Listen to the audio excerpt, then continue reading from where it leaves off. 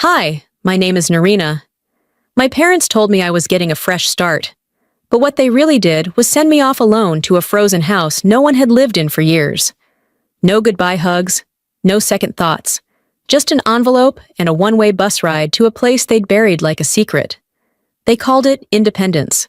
But when I walked into that crumbling house, what I found was proof they'd been erasing me long before I ever left.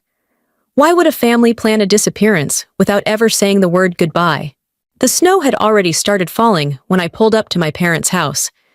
It wasn't unusual for Wisconsin in January, but this storm felt different. Too quiet, too perfect, like the kind of silence that comes just before a siren. I parked a little farther from the curb than usual, the tires slipping slightly on the already icing pavement. The porch light was on. That alone should have told me something was off. They never left the porch light on anymore. Inside, the house smelled like cinnamon and lemon cleaner. Valora always cleaned like it was an Olympic sport, but today it smelled sanitized, like a showroom. Daxter's coat was already on the rack, and the scent of his expensive aftershave hovered near the stairs. He only ever used that when he wanted to look like he gave a damn. "Come in, sweetheart," Valora said from the dining room, her voice lilting unnaturally. She even called me sweetheart. That wasn't normal. The table was set like Thanksgiving. Roast chicken, mashed potatoes, rolls she probably didn't bake herself. I walked in slow, like stepping into a stage set I didn't remember auditioning for. Dad, Osric, sat at the head, looking down into his water glass like he was hoping it might explain why we were all here. Daxter glanced up from his phone just long enough to give me a nod. Not a smile. Just a nod. I sat.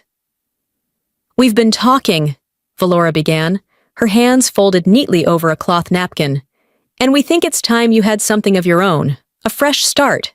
I blinked. I hadn't asked for anything, not a penny, not a favor, certainly not a life reassignment. "You've always been the strong one," she continued, "the independent spirit. And now that the Monroe place is vacant—" "The what?" I interrupted. Osric shifted. "Your grandmother's house. It's yours now." Valora reached into her purse and pulled out a folded sheet of paper, labeled neatly in her handwriting. "Transition plan." My stomach dropped before I even opened it.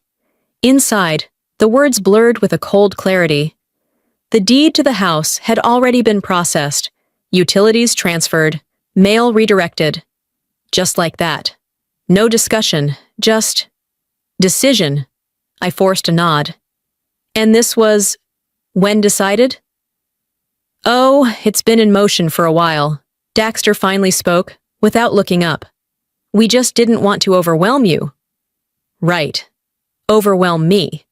Like sending a person into exile without calling it that. I excused myself to the bathroom, hands trembling. Not with anger, not yet. I opened my banking app out of habit, mostly because I wanted to make sure I could afford gas to Monroe, wherever the hell that was. The joint savings account I'd shared with Valora, what we'd used for Eudora's hospice care, and where I'd kept my emergency fund, was gone, closed, zero balance. I didn't scream. I didn't cry. I just stared at the screen like it might blink and change back. But it didn't. It just stared back at me like I should have known. Back at the table, Valora smiled as I returned. "All set?" "Yeah," I said, sitting down, the room spinning gently. "All set." I didn't eat. I couldn't. Every bite on that plate had been dressed up like comfort, but I couldn't taste anything. "You've always been so strong," Valora said again, pouring wine only for herself. "We knew you'd make this work." And now, that line, I saw it for what it really was. Not praise, not encouragement. It was permission to vanish. I nodded slowly, a mask of politeness slipping into place. They wanted me gone, wanted it neat, wanted it without scenes or accusations. I could play that part, for now. When the night finally wrapped itself in silence, I rose to leave. Daxter barely looked up. Valora offered a hug, but I sidestepped it, reaching instead for my coat. Osric met me at the door. No hug, no warmth. just a stiff handshake and 4 words. Let us know, okay? I nodded. I stepped into the snow. It slapped against my face and shoulders like tiny punishments, but I didn't pull my collar tighter. The cold didn't matter anymore. I clutched the envelope, transition plan, as I walked toward the car. The porch light dimmed behind me, and it hit me like a whisper I hadn't wanted to hear. I'd been dismissed. Not sent. Not offered. Dismissed.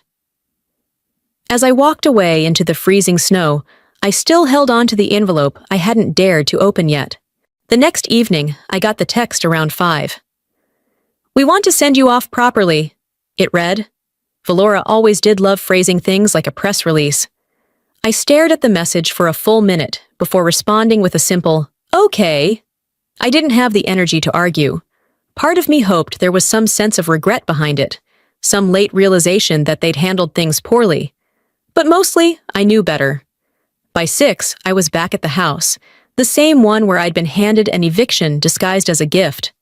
Snow was already caking the street, a fresh advisory blinking on the highway signs I passed. I parked further down this time, not wanting to block anyone else's way out. The front door opened before I could knock. Valora's voice floated through the hall. "Come in, honey, we're just getting started." She was wearing a champagne-colored blouse and too much perfume, as if overdressing could cancel out what had already been done. Streamers hung from the dining room chandelier. A banner that said "New Beginnings" curved above the windows. On the table sat a cake, a gift bag stuffed with tissue paper, and a roast that was already cooling on the serving plate. I felt like I was walking into a staged goodbye party for someone who'd already died. Daxter's wife, Amber, waved like we were best friends. Aunt Rhea smiled wide and offered a glass of cider. No one asked how I was feeling. Not one soul asked if I was okay. The only thing anyone wanted to know was what I planned to do once I got settled in Monroe. I mumbled vague answers, letting their questions pass through me like static. The whole evening felt like a script they'd rehearsed without me.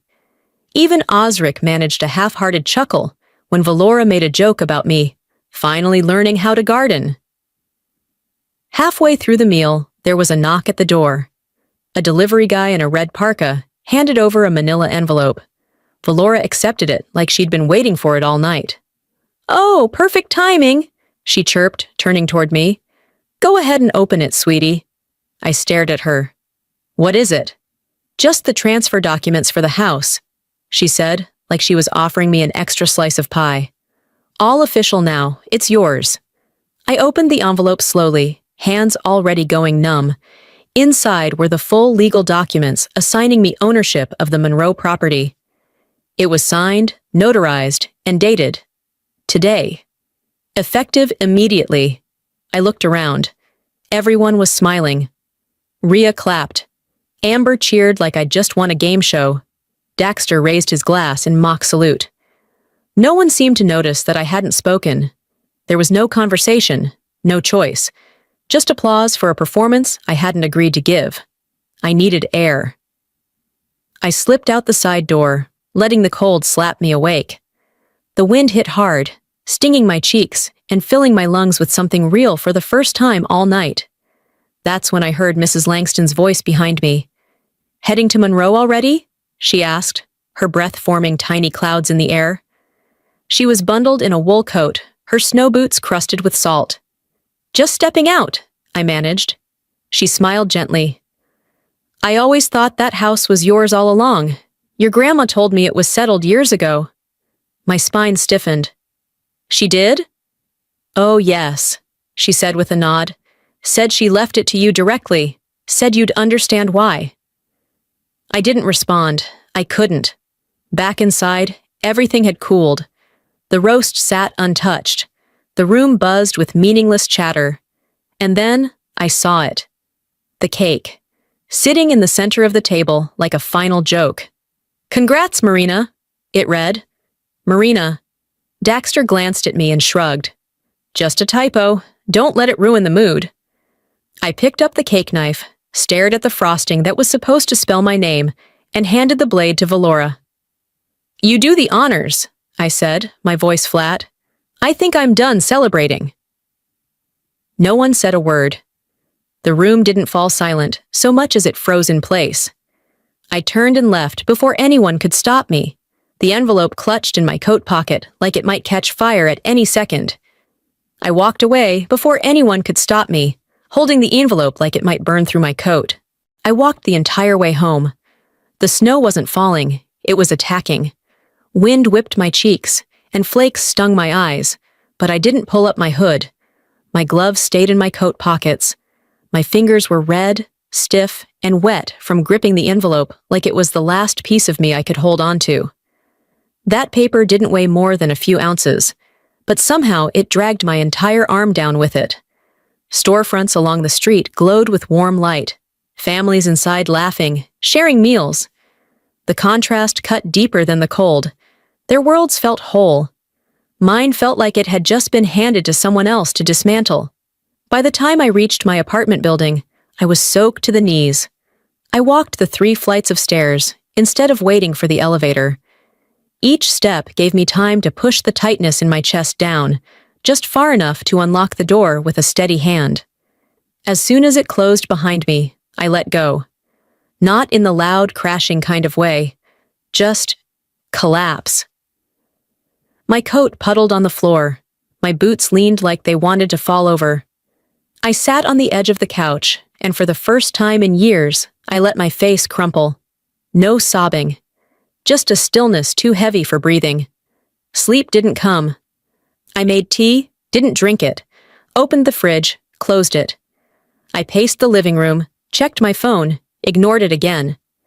Eventually, I found myself in the hallway closet, pulling down the worn cardboard box I hadn't touched since the last time I'd thought about leaving Milwaukee for good.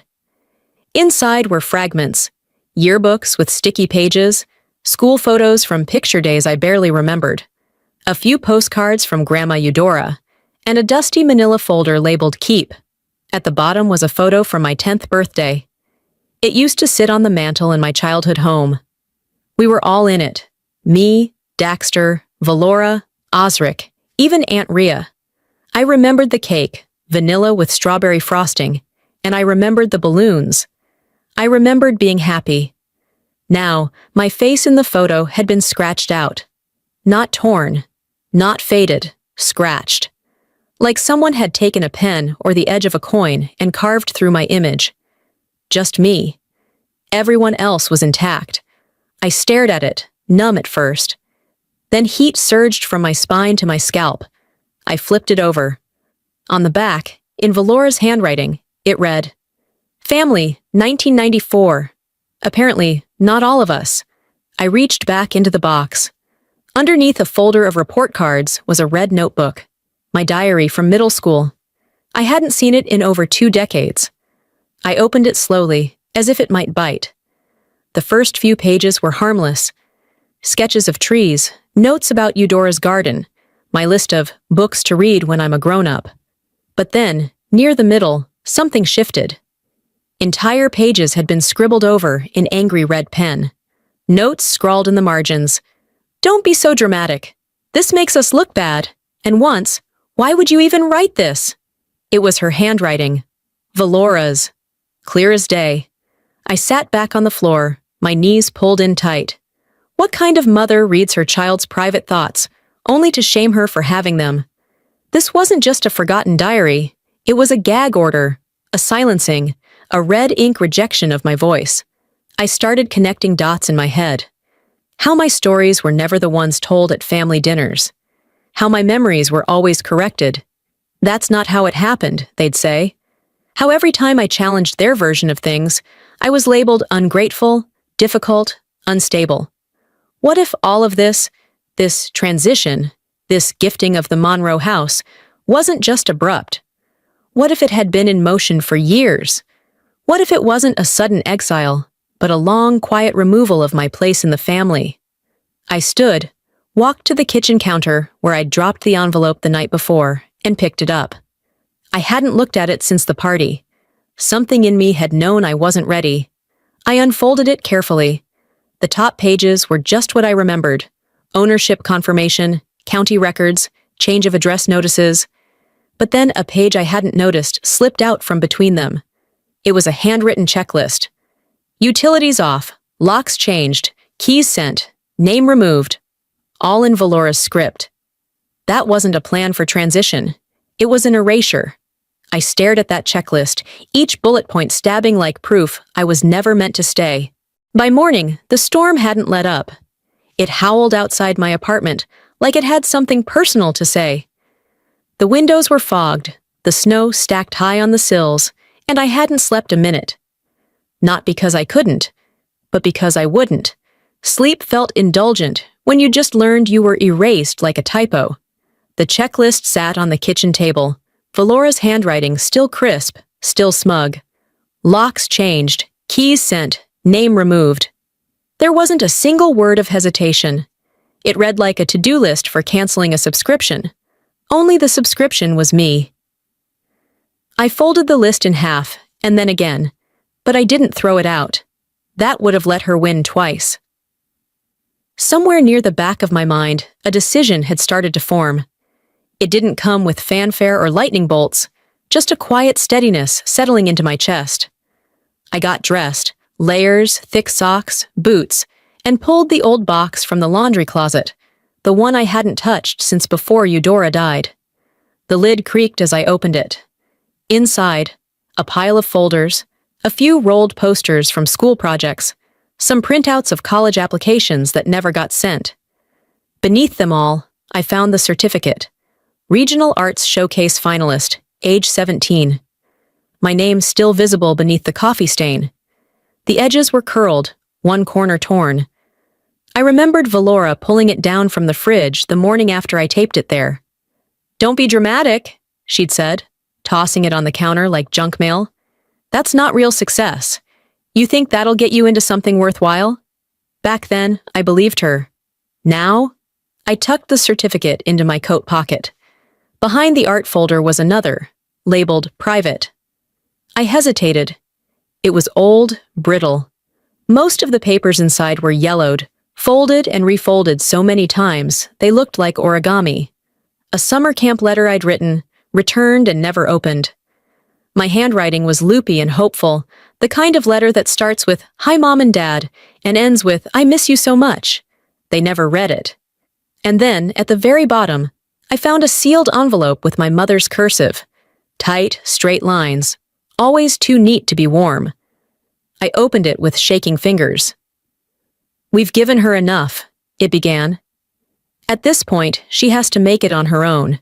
She takes too much space and gives nothing back."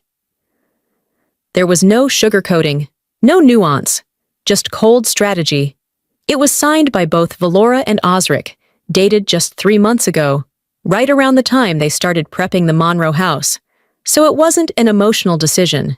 It wasn't born from some heartache or family misunderstanding. It was business. I sat for a while, the letter in one hand, the checklist in the other. Everything Valora ever told me about tough love or teaching independence dissolved in that moment.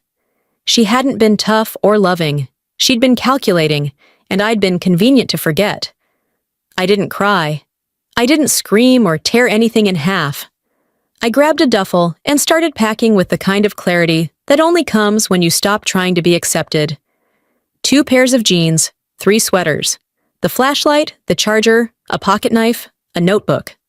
I threw in the scratched photo, the stained certificate, and the letter. I left behind clothes I never liked and gifts I never asked for. I kept only what had been stolen from me and now reclaimed. By the time the sun threatened to rise, I had zipped the bag and set it by the door. I walked into the bathroom and stared at my reflection in the mirror. I wasn't trying to find anything in my face. I just wanted to acknowledge that I still had one. "You weren't wrong," I whispered to myself. "They were." The power flickered. I didn't flinch. Before locking the apartment behind me, I took one last look around. This space, once mine, had become just another room they'd pushed me into. Except this time, I was choosing to leave it. The cold outside didn't scare me anymore. What I was walking toward did. The station was nearly empty at 6 in the morning. Just a bench and a flickering overhead light that hummed louder than the silence.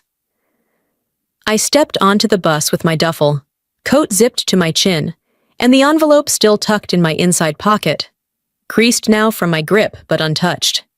The driver, an older man with a bear's beanie pulled low, gave me a once-over. "Monroe?" he asked. "I don't think anyone is," I said, and found a seat near the back. We pulled out of Milwaukee in darkness. Snow drifted sideways, blanketing exits and erasing signs like the highway itself wanted to forget. I watched the edges of the city disappear behind us, the lights fading into nothing. The ride took longer than expected. Rural roads slowed us, visibility dropping to almost zero. I didn't sleep, just counted turns in the road like they might lead somewhere other than where I was going. By mid-morning, the bus pulled to a stop at a patch of road that barely qualified as a town entrance. No signs, no gas station, just a white field broken by a crooked fence and the faint suggestion of mailboxes. I got off. No one else did. The driver handed me my bag with a grunt. "You got someone picking you up?" "No." He didn't ask another question. I walked. Each step crunched into ice. The town, if you could still call it that, was mostly hidden behind thick snow. Houses sagged with the weight of winter, paint peeling under frost. Monroe wasn't a place you moved to. It was where people ended up. I had the address, scrawled in pen on the back of a bill, but my phone GPS blinked, "No service." I had to guess. 5th house on the left. Maybe 6th. The numbers were covered in frost. I found it by shape, not by name. The front steps were nearly buried. I climbed them slowly, boots cracking the thin layer of ice that had formed on the wood. The key fit the lock, but I had to lean my whole weight into the door to get it open. Inside, the house breathed stillness. Not the peaceful kind, the kind that settles in when everything human has left. The air smelled of closed-in wood, metal, and time. I stood in the foyer, breath fogging in front of me. No heat, no hum of power. Just a hollow echo as I set my bag down. I tried the light switch. Nothing. I walked through the kitchen. The cabinets hung slightly ajar. The fridge was empty, its door left open like someone had stopped mid-move. The heating oil tank, in a corner of the pantry, was bone dry. Pipes groaned when I tested the faucet. Frozen. There were no blankets, no matches, no sign of preparation, just a single half-burned candle on the kitchen counter. I tried to light it. The wick crumbled. I wrapped my coat tighter and sat on the floor. I didn't think I'd cry, and I didn't. But the kind of silence that house gave off, it clung to your lungs. It made you breathe slower, as if it might crack under sound. I pulled out my phone to check for signal. 1 bar. Enough to play the voicemail I'd missed during the ride. It was Aunt Rhea. Her voice, usually bright, sounded strangely flat. "Your mom always said that house would be for when you'd outlived your usefulness. Guess it's that time now." She didn't laugh. She didn't soften it. That was the whole message. I listened to it twice, then deleted it. Outside, the wind howled through bare trees, shaking the windows in their frames. I walked back into the kitchen. The candle still sat there. I picked it up again, tried lighting it with the one match I found in my coat. It sparked, then went out. "You sent me to freeze," I said out loud, to no one. "Let's see if I thaw on my own." That night, I didn't sleep. I waited, but I didn't know what for. Morning didn't look any different. The light outside had changed from pitch black to that particular shade of cold blue that only comes when everything's frozen stiff. I hadn't slept. Not because I couldn't, but because my body had surrendered to stillness. I stayed curled on the floor all night, coat zipped up, gloved hands gripping my knees beneath a blanket that didn't exist. I sat up slowly. My bones creaked in protest. Muscles ached from the floor, not from labor, but from resignation. The house didn't groan, didn't sigh. It just watched. The heat still hadn't returned. I knew that by the way my breath hung in the air, stubborn and visible. But I wasn't as fragile as yesterday. I was hungry, but I didn't look for food. I looked for evidence. I started with the old hallway. the one with water-stained wallpaper and warped baseboards. I opened doors I hadn't touched yet, closets that creaked like they hadn't been disturbed in years. In the last bedroom, beneath a dusty blue comforter folded on a chair, I found a dresser sealed with layers of aged packing tape. I pulled until it gave way. Inside was a mess of tangled yarn, old pins, scraps of faded fabric. My grandmother's sewing box, just as I remembered it. Underneath was a stack of papers, property tax receipts, old Christmas cards, and a thin manila envelope labeled in pencil, barely legible. For Narina, if they let her come. I sat back on the floor. My fingers trembled. Not from cold this time, but something close to fury. Not rage, not yet. Something colder, sharper. A kind of quiet knowing. I opened the envelope. Inside was a version of Eudora's will, dated 2 years prior to the one Valora had shown me. It was older, yes, but notarized, legal. And in it, I was named not just the heir to the house, but to its contents. Everything. It hadn't been left to the family. It hadn't been left to whoever needed it. It was mine. The pages were slightly wrinkled, like they'd been balled up at some point and later smoothed out. And I knew who did that. Someone had tried to bury it, literally and metaphorically. Attached behind the will was another document, printed, folded, and faintly yellowed. A hospice record. My name, clearly typed, listed as Eudora's primary caregiver for the last 5 months of her life.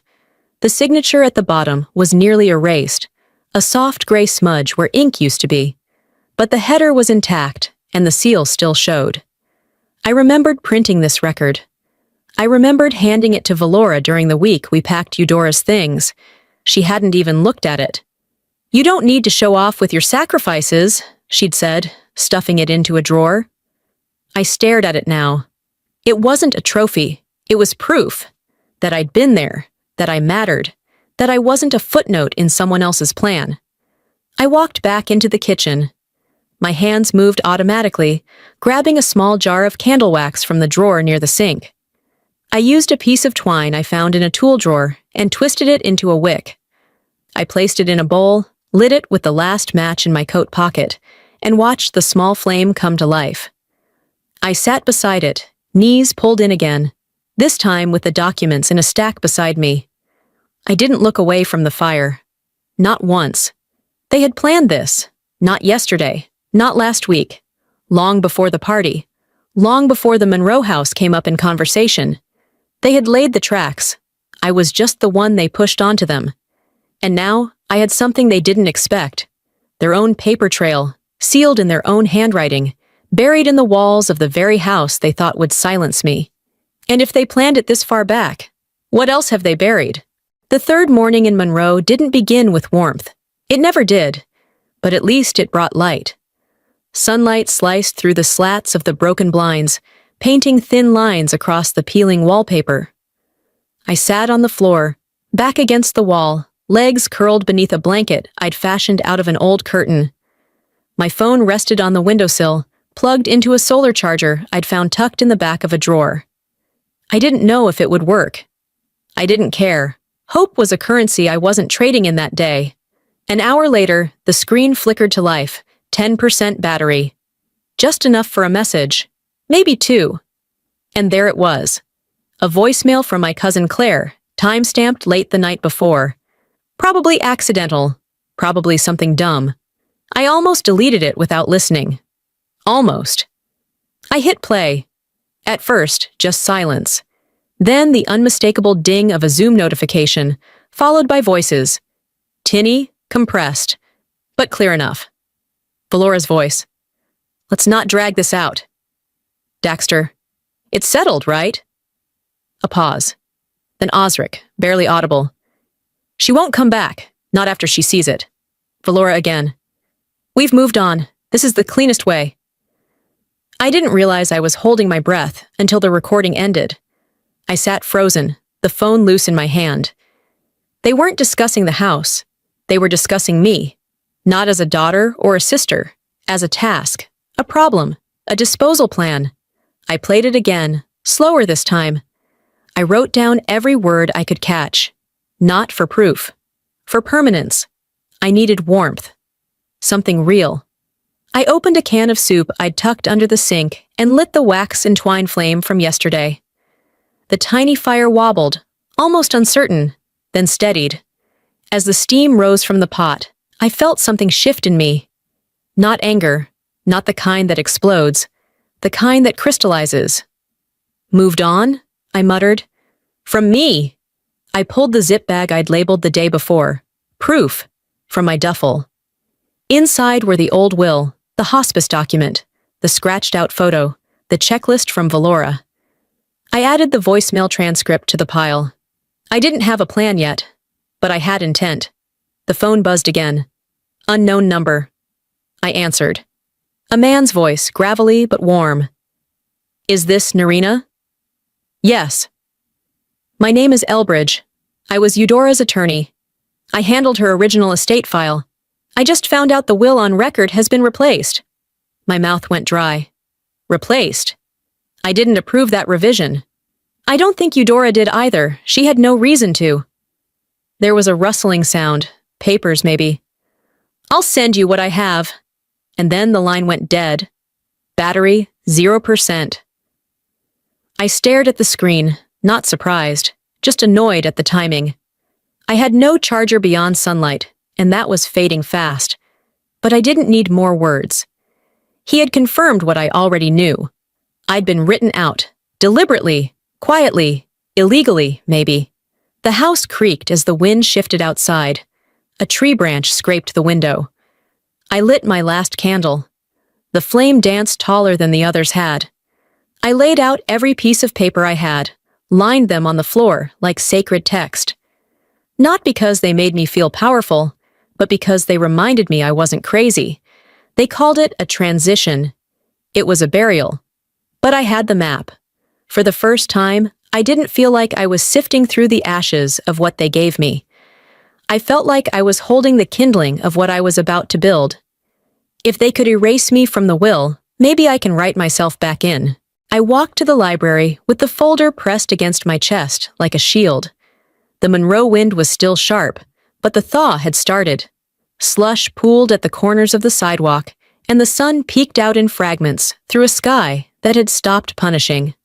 The librarian, a quiet woman named Marla, handed me the key to the community room with a nod. I didn't need to explain why I needed it. Small towns didn't ask questions out loud. Inside, the room smelled like chalk and forgotten bookmarks. I connected the borrowed laptop to the library Wi-Fi and laid the folder beside me on the table. Proof, I'd written on it, though I no longer needed the label. I knew what was inside. I scheduled the Zoom invite. 2. Valora Harding, Daxter Harding, Osric Harding, Rhea Stanton. Subject, clarification.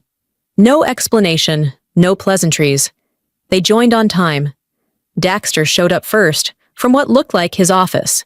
Shelves arranged just so behind him, like he wanted to be mistaken for someone intellectual.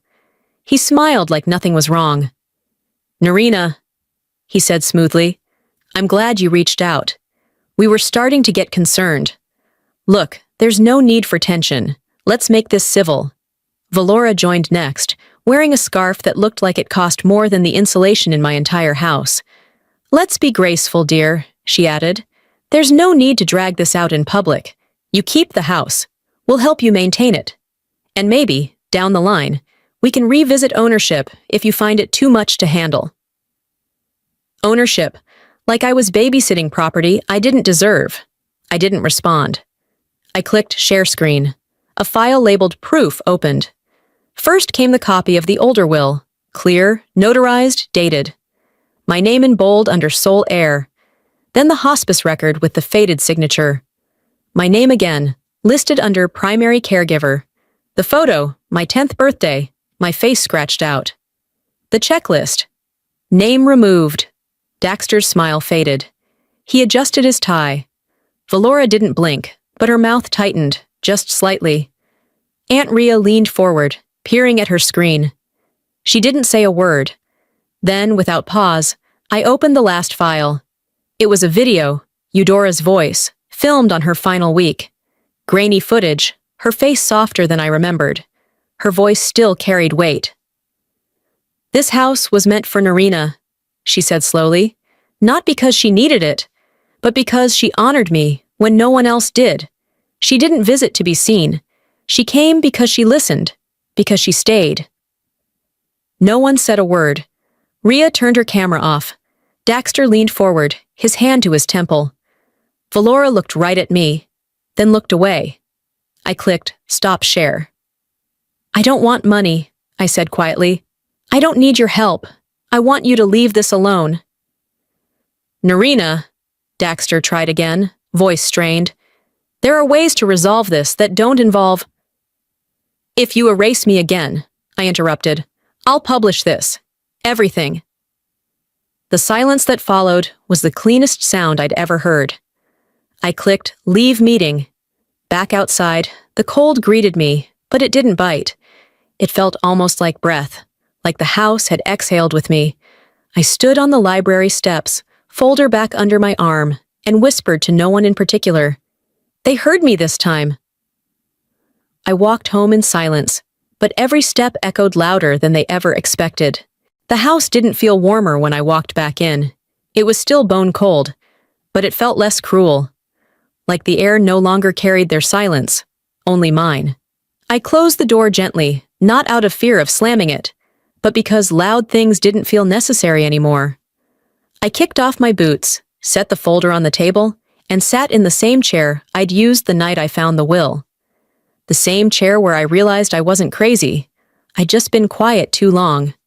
The Zoom call from earlier played back in fragments inside my head. Valora's forced smile, Daxter's flinch when Eudora's video began, Aunt Rhea vanishing off screen the moment truth became louder than their history, and Osric, nothing. He said nothing. They didn't call after, no text, no email, no rage, no denial, no guilt. I didn't expect applause, I whispered to the empty room. Just space. I powered on the borrowed laptop again, opened the proof folder. The documents glowed faintly on the screen, like silent witnesses. I opened a new tab, drafted an email, attached every file, and saved it as a draft, just in case. Subject line, truth. Not to send, not yet. I leaned back, no joy, no relief, just readiness. At 9:42 p.m., my phone buzzed. The screen lit up with a single message from a number I hadn't saved, but knew by heart. Osric. It didn't have to be this way. I didn't respond. I didn't even let myself feel anything right away. I picked up a pen instead and jotted one line in the margin of an old receipt. No, it didn't. But you let it. That was enough. I slipped on my coat and walked out to the porch. The wind had calmed to something closer to a whisper, brushing past my face like a stray memory. Across the field, one house still had its porch light on. I didn't know the name of the woman who lived there, but Eudora used to wave to her every morning, even in the snow. Even when they forget you, she'd once told me, someone nearby remembers. I watched that warm square of light, not out of longing, but understanding. I wasn't the only person with a version of this story, and maybe I wasn't supposed to be. Back inside, I sat down at the table again and opened a fresh document on the laptop. Title, To Those Who've Been Erased. It wasn't a threat. It wasn't a manifesto. It was a beginning. I started with the smell of Eudora's cardigans, lavender and mothballs. The sound of her laugh when she read out loud, that slight rasp that came from too many winters without a scarf. The way she used to tap my wrist lightly whenever she disagreed with me, instead of interrupting. I wrote about how she never asked for grand things, just that people showed up when they said they would, that they remembered her birthday without needing Facebook to remind them. I didn't write about Valora or Daxter, not directly. This wasn't about dragging them through the dirt. It was about digging up the parts of myself they tried to bury alongside her. Each paragraph felt like a slow, steady inhale. Not a reclaiming, but a reintroducing. Of me, to myself. I wasn't writing to hurt them. I was writing to remember myself. The sun had finally returned to Monroe, if only in color. It hung low, glinting off the snowbanks like a distant apology, while the wind carried enough bite to keep every step sharp. I zipped my coat to my chin and walked the 6 blocks to the public records office without looking back. The clerk was the same woman who'd pointed me to the library earlier in the week. She didn't ask questions, just reached under the counter for the request log. "I need all documents related to the Monroe property," I said. "Transfer dates, power of attorney, anything with my grandmother's name on it." She looked me over once, not unkindly, then slid over a manila folder. "You're not the first to ask about this, you know." I didn't ask who else had. I took the folder to a corner table and flipped it open. The paper felt brittle, too thin for what it carried. I read each page slowly, letting the ink settle. Power of attorney revoked, 2 days after Eudora's final hospital admission. Submission date backdated by 5 days. Signature on file didn't match the one I'd seen on birthday cards my entire childhood. My heart didn't pound. It didn't need to. I was beyond panic now. This was arithmetic, a clean equation of betrayal. I returned to the counter. "Can I contest this?" She didn't blink. "You'll need a lawyer, but yes, you have a case." On the way home, I stopped by the bakery. The air inside smelled of cinnamon and sugar, a warm relief after the chill of documented fraud. As I waited for my coffee, a woman behind the counter gave me a once-over, then smiled. "You're Eudora's girl, right?" I blinked. Yes. She used to bring us marmalade jars in spring, said they were from your recipe, said you had the good hands in the family." I nodded, throat tight. "She was proud of you," the woman added, softer now. "Just thought you should know." That night, I boiled water over a small flame and sat down at the kitchen table with the documents. I scanned the power of attorney form, highlighted the submission date, and took a picture. Then I sent it to Daxter. No words, just the photo. 5 minutes later, my phone buzzed. "Daxter, you didn't have to go this far. I'm getting heat from all directions." I stared at it, then closed the screen. I didn't owe him a reply. Around 8, I walked down to the community bulletin board near the general store. It was pinned with old flyers, dog walkers, rummage sales, lost cat notices, and something new. A single sheet of white paper, printed in large, bold font. "Truth belongs to those who live it. Eudora's home is not for sale." No name. I hadn't put it there, but someone had. The wind had died down again when I returned to the house. The air was still bitter, but less defiant. I moved slower, with no reason to rush anymore. I locked the front door behind me and turned toward the stairs when I heard it. A soft knock. Not loud. Not urgent. I opened the door to find a woman I didn't recognize. She wore a thick wool scarf and mittens that looked hand-knit. Her cheeks were red from the walk, her breath rising in puffs. "I'm from across the field," she said quickly. "Name's Helen." I nodded. "If you need help keeping the place warm," she said, "we still have wood." Her voice was plain, but it carried weight. It didn't sound like pity. It sounded like a door someone else had opened too. I hadn't asked for kindness, but that's when it started showing up anyway. By the 7th morning, something had shifted. The air still bit at my skin when I stepped out to check the frost line on the back door, but the cold wasn't personal anymore. It was just weather. I cracked the kitchen window open an inch, enough to let out the stale quiet, and put water on to boil with the calmness of someone who'd stopped waiting for the next blow. I pulled on Eudora's old work gloves and headed to the shed behind the house. It leaned slightly to the left and creaked like an old man's knees when I opened the door. Dust danced in the single beam of light breaking through the slats. I started clearing it out, shelf by shelf. Broken trowels, seed packets from years past, an empty birdhouse. In the back corner, behind a stack of rusted tomato cages, I found a wooden box. Labeled in faded pen, Eudora, letters and receipts. Most of it was mundane, grocery lists, clipped coupons, a stack of handwritten recipes on curled index cards. But near the bottom was an envelope, cream-colored and sealed, with one line scrawled across the front. "Narina, when you're ready." I didn't open it, not out of fear, out of respect. She'd written those words for a reason. I tucked it into my coat and returned to the house, sliding it into the top drawer of the desk by the window. It would wait for me, the way she always had. That afternoon, I took a walk through town. The snow had receded just enough to see patches of brown grass and gravel where people had cleared sidewalks. As I passed the general store, a woman came out with a bag of cat food and paused. "You're Eudora's granddaughter, right?" I nodded. She shifted the bag in her arms. "My sister worked hospice, said you were the only one who stayed, even when things got hard." I didn't respond, just nodded again, but the words landed somewhere behind my ribs. That evening, I brewed tea and lit a candle on the kitchen table. The house felt settled. The silence now was one I chose.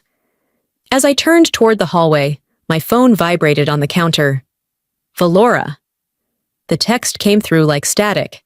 "If you ever want to be back in the loop, you know where to find us." There was no sorry, no admission, just a rope dangled with no anchor. I replied, "Thank you for the offer, I'm okay." Then I opened my journal and wrote, "The place they offered me no longer fits the woman I became without them. I didn't need to be in their loop. I had my own circle now, small, flawed, but mine." As night fell, I brought my mug out to the porch. The sky was bruised purple, stars blinking in behind the cloud line. I sat with the sealed envelope in my palm. I smiled at it, like you would an old friend you weren't quite ready to talk to. "When I'm ready," I whispered, and slipped it back into the drawer. Some letters teach you something just by waiting for the right moment to be read.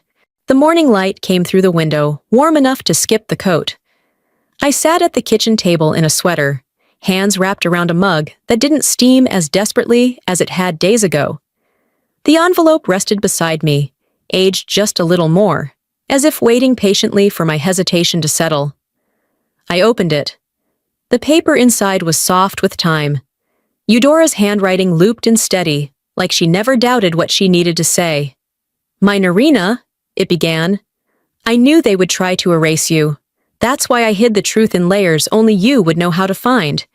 You were always the one who paid attention to the quiet things." I read slowly. Each line felt like a thread, pulling a tight knot loose in my chest. "I didn't leave the house for its value. I left it for its roots. You remember the smells in the pantry, the rhythm of the creaky stairs? That's more than anyone else carried. That's why it belongs to you." Her final lines weren't instructions or warnings. "Don't become bitter. You are meant to restore, not retaliate. This world needs women like you to remember gently, even when the remembering hurts." I set the letter down, and I cried. Not from pain, but because someone saw me without asking me to prove I existed. The house didn't echo anymore. It absorbed sound like it had been waiting for someone to stop yelling and just speak softly. I'd patched the pipes last week with the help of a local plumber who refused to charge me full price. The tiles in the kitchen were clean. I'd cleared the ivy from the side windows so sunlight could find its way back in. Helen, the neighbor who offered firewood, had come by with seedlings, tomatoes, basil, some lavender. "Start them inside," she'd said. "They need a place to take root." A little girl from 3 houses over stopped by the porch with a drawing, crayons and notebook paper. My name scribbled in big purple letters. "Miss Narina's library." I smiled. I didn't correct it. That afternoon, I taped a small sign to the front door. Just a piece of paper with a blue marker line. "Free books, warm tea, open heart." I didn't think much of it. It wasn't a grand statement, just a door left unlocked for once. Later that day, I received an email from Daxter. Short. "It's done. We're out. No more contact from our side. No greeting, no apology." I typed back, "Understood, goodbye." And I meant it. That evening, I walked to the edge of the backyard. Eudora's wind chime was still hanging from the branch of the dying maple. It clinked gently in the soft breeze, making music no one needed to hear loudly to understand. "You left me the house," I whispered, "but you gave me something bigger. A story I get to finish." I walked back inside, pulled open the drawer beside my bed, and placed her letter inside a cedar box I'd lined with my journal pages. I closed the lid gently and turned the small brass key. Then, I slipped it into my coat pocket, not because I needed to lock it again, but because the keeping felt sacred. I stayed. Not because I had nowhere else to go, but because this time I chose myself first. Sometimes, the loudest victories are the ones no one hears. We don't always need to win in courtrooms or family tables. Sometimes, healing means choosing not to go back to what broke you. I didn't reclaim the house for its walls. I reclaimed it for the truth it held, the voice I almost forgot I had. If you've ever felt invisible in your own family, if your silence was mistaken for weakness, I hope this story reminds you, your worth is not up for negotiation. You do not need to fight loud to fight well, and you are allowed to walk away from people who only love the version of you that's convenient to them. So I'll ask you, have you ever been erased in a room full of people who should have seen you? What did you do next? If this story touched your heart, drop a 1 in the comments, or let me know where you're watching from. And if you didn't connect with it, that's okay too. I'd still love to hear what brought you here and what stories do speak to you. Don't forget to subscribe so you don't miss the next story. Because sometimes the next chapter of your life begins when you finally close the one they tried to write for you.